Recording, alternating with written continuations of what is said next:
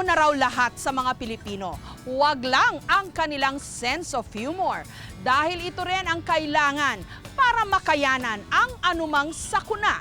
Ang hagupit nga ng habagat na ibsan dahil sa mga nakakatuwang mensahe.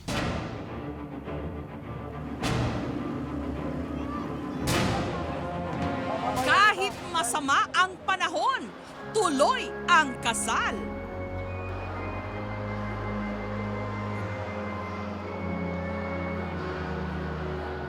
Sa Santo Domingo Church sa Quezon City, noon lamang Martes, ikinasal ang ilang magsing-irog kahit pa ginawa ng evacuation center ang simbahan.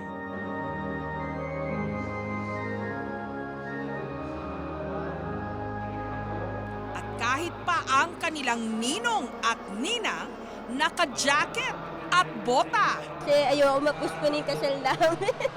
Nagbaon na lang kami ng yung damit namin, dito na lang kami nagpalit. Kasi na pagplanuhan na nga po namin before pa ang kasal, kung umulan o umaraw sa seminar, sabi rin or siya niya, tuloy talaga ang kasal. Kaya pumunta kami rito kaninang umaga at tinanong namin.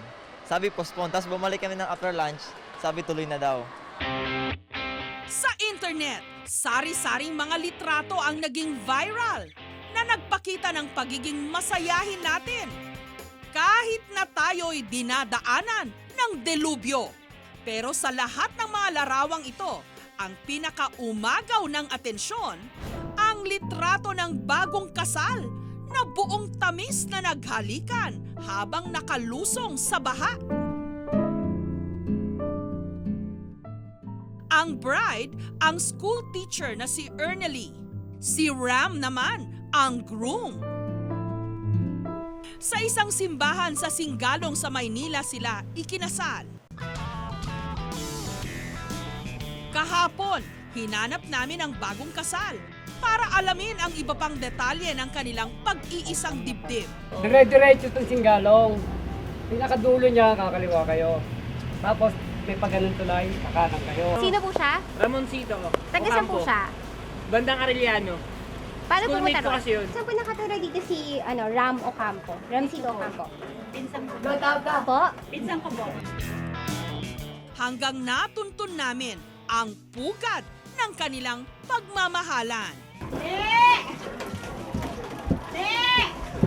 Halika na, dali! Ram! Hello po. Kuya, kayo po yung kayo po si Ram Ocampo? Yes, ma'am. Opo, kayo po yung kinasal doon sa sa bahay? Opo. August Opo. kami po. Siya po yung misis niyo? Okay. Hello po. Sige ba? Pasok kayo. Pasok na tayo.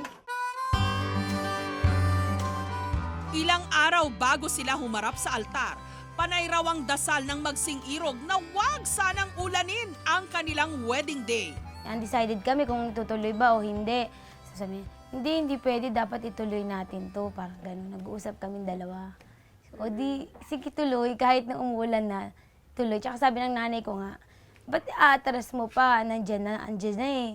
Pero hindi dininig ng langit ang kanilang hiling. Sa halip, nung mismong araw ng kanilang kasal, nito lamang Miyerkules, halos lumubog ang buong Kamaynilaan sa lakas ng ulan. Ayan, umuulan na, tapos pataas yung tubig dito sa bahan. Iiyak na nga ako. Sabi ko pa nga, Santo Niño, hiniling ko to, tapos parang ayaw mo naman.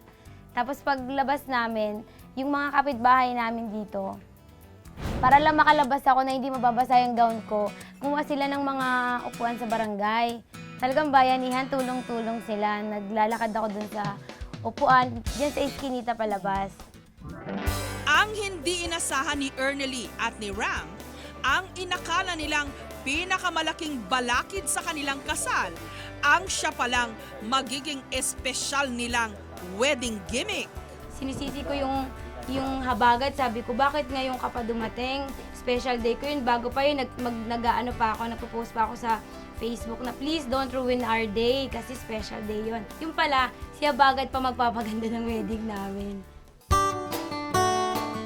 Ang pag-ibig na makapangyarihan, harangan man ng sibat, kahit pa ng habagat, hindi paaawat.